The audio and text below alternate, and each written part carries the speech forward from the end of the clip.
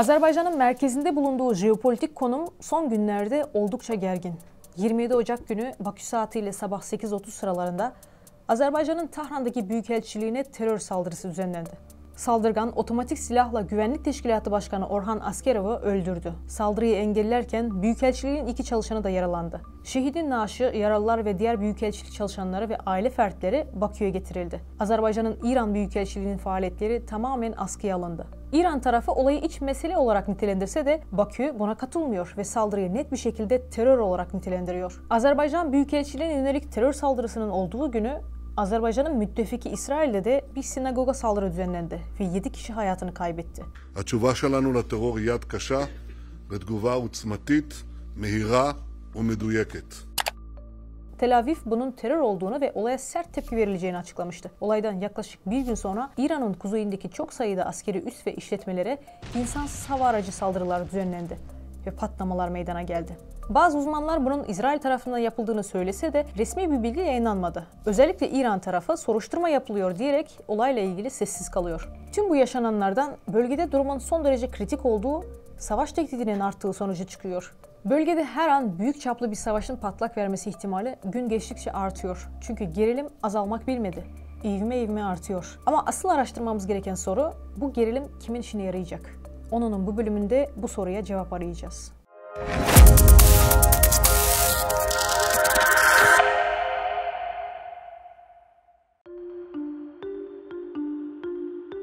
Tahran'daki Azerbaycan Büyükelçiliğine yapılan saldırı hiç de tesadüfen gelişen bir durum değil.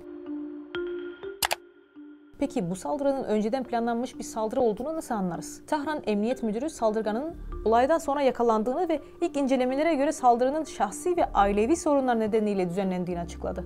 Tüm gizli istihbarat operasyonları, gizli terör operasyonları her zaman hayali senaryolarla maskelenir. Olayın tüm detayları incelendiğinde burada bir istihbarat operasyonunun izleri görülebilir. Durumun hiç de iyi olmadığını anlamak mümkün. Hatta bu olayla birlikte adeta bir şeylerin olacağına dair bir duyuru yapılmış oldu.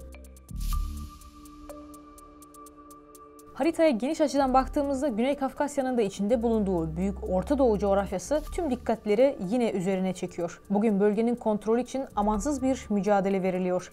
Çünkü bu bölge küresel iletişimin geçtiği alan. Bölge Hazar Denizi'nin orta kesimlerinden başlıyor, bölgenin sonu Süveyş kanalını geçip Orta Doğu ile bitiyor. Bu alan aynı zamanda devasa Doğu-Batı enerji koridorunun geçeceği alan. Bugün tartışılan Orta Koridor da tam da bu hattan geçiyor. Peki bu mücadelenin kaynağı ne? Öncelikle Rusya'nın Kuzey-Güney Koridor üzerinden o devasa iletişim sistemini kontrol etme arzusundan kaynaklanıyor. Çünkü Rusya'nın kendisine çok büyük bir koridor oluşturabilecek bir ticaret sirkülasyonu ve ulaşım imkanı yok. Peki bunu nasıl yapacak? Rusya, Kuzey-Güney Koridoru üzerinden o devasa Doğu-Batı koridoruna nüfuz edebildiği anda ancak kendisini küresel bir güç olarak gösterebilir. Ama bu Azerbaycan'ın çıkarına değil. Çünkü bundan Azerbaycan ne büyük bir ekonomik çıkar elde eder ne de jeopolitik bir kazanç elde eder. Azerbaycan Rusya ile işbirliği yaparsa Çin Avrupa yolunun geçişinin Rusya'nın kontrolüne geçmesine izin vermiş olur. Bununla Azerbaycan Çin'den Avrupa'ya ve Amerika'ya kadar büyük güçlerin tehditleriyle yüzleşmek zorunda kalacak. Yani Rusya'nın bu koridor konusunda Azerbaycan'ın desteğini almadan ilerlemesi zor olacak.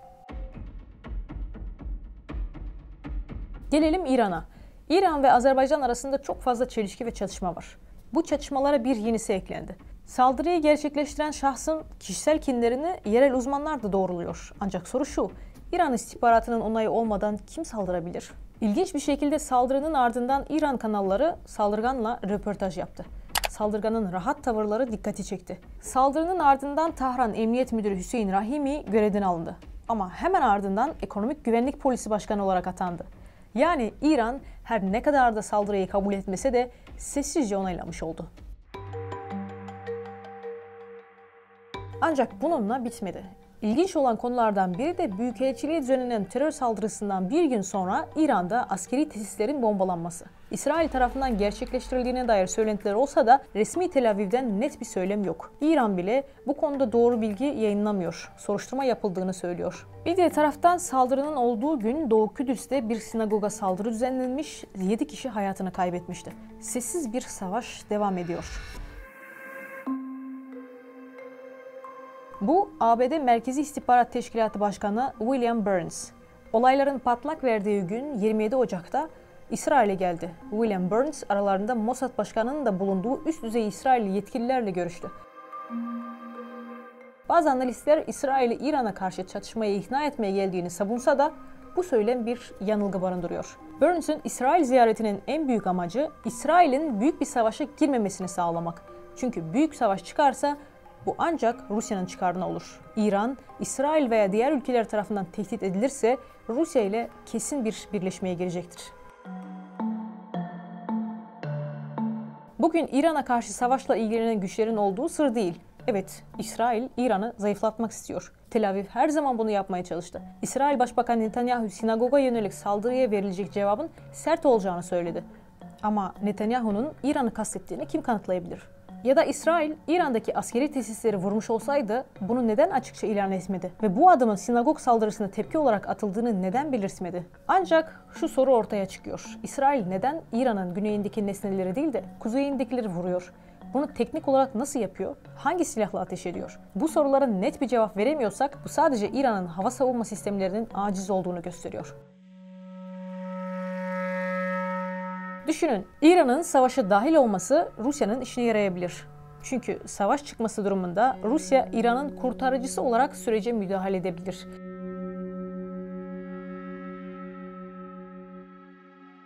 Bununla Rusya Orta Doğu'ya yerleşecek ve jeopolitik hedeflerine ulaşmış olacak.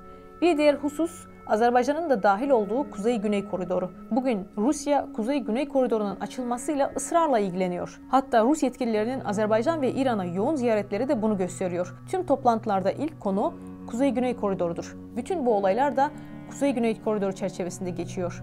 Çünkü Rusya'nın eski gücüne kavuşmasının tek çıkış yolu bu koridordan geçiyor.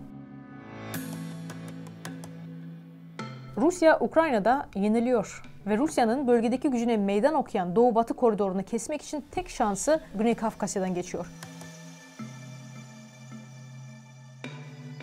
Peki neden Güney Kafkasya? Neden Türkistan bölgesi değil? Rusya'nın gücü o bölgede de halen geçerli. Derken bölgede Çin'le yüzleşmek zorunda kalıyor. Tam da bundan dolayı tek şansı Güney Kafkasya diyoruz. Çünkü Rusya Çin'i asla karşısına almak istemeyecektir.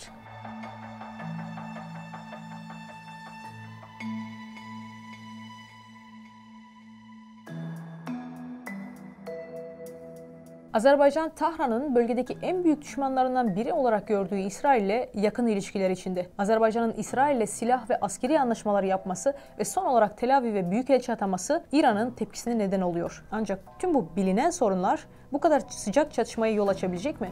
Yoksa bilinmeyeni mi aramamız gerekiyor? Özetle bölge yine karmaşık bir sorunun merkezi haline geldi. Hiçbir şeyin göründüğü gibi olmadığını tekrar hatırlatıyor. Gazeteye abone olup takip etmeyi unutmayınız. Çünkü bu bölge küresel iletişimin geçtiği alan.